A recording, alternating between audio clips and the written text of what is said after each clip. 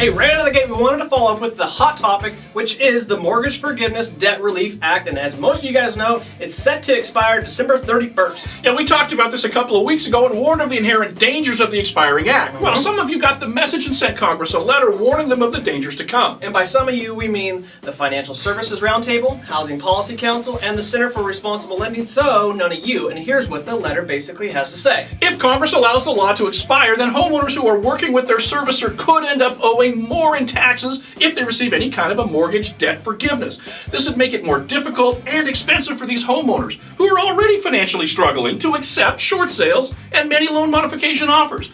Allowing this law to expire would harm these families and their communities, and it would run counter-current to the loss mitigation efforts. We couldn't agree more, and we support the letter. This is a very big deal and has the potential to throw a massive monkey wrench in what little housing recovery we have going on right now.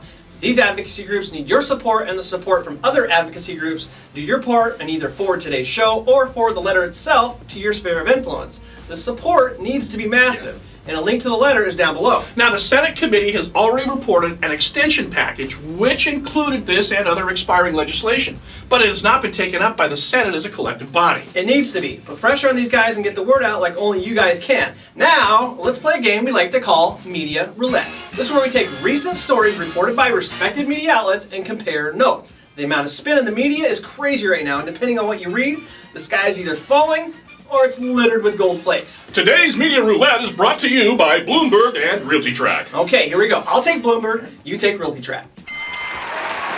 Bloomberg this week reports foreclosure wave averted. RealtyTrack reports distressed homes still above $5 million. Bloomberg says banks have stepped up foreclosure alternatives to avoid legal challenges that are forgiving debt, modifying payment plans, and approving short sales that allow homeowners to sell for less than what they owe. Thus, the foreclosure wave has been averted. RealtyTrack comes roaring back with some hard-hitting graphs. They show that since 2006, 10 million homes started the foreclosure process, and only 4.9 have been completed, leaving 5 million in the gap that still need to be dealt with. Ugh. Bloomberg says because of the recent nationwide mortgage settlement, loan modifications, principal forgiveness, and short sales, there will be no wave and normalcy will return shortly. RealtyTrack comes back with some hard-hitting numbers again. But, like my daddy always says, figures lie and liars figure.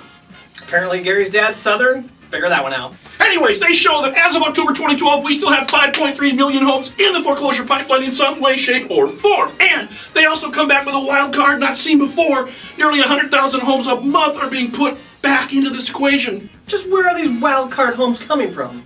Aha! Remember loan modifications? Well, they are redefaulting at an alarming rate. Take a look for yourself. And just so you know, modified mortgages are taken out of the shadow inventory pipeline numbers. But when they redefault, they're put back in. Bloomberg says, great, bring them all on. We have massive investors like Blackstone and Colony Capital that are looking to purchase thousands of these foreclosed homes.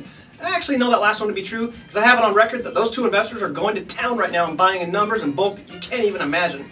Nevertheless, we move on to the bonus round. The bonus round includes two respected economists, Gary the Hawk Hawkinson and Ryan Hills. Not really.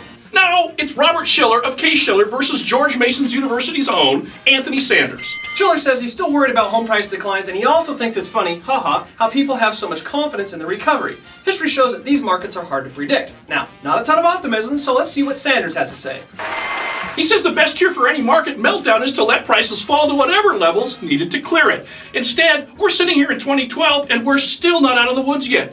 The wisdom of delaying foreclosures was more of a political act than an economic act. Wait a minute. They were supposed to be competing against each other. I don't know. He was supposed to say something like everything's fine, wine and roses and butterflies. Oh well, there you go. I guess that's how this week's segment of Media Roulette shakes out. What does the man on the street have to say? Well, sometimes they know better than the guys in the ivory towers. Just saying. Let us know down below and we'll see you guys next week.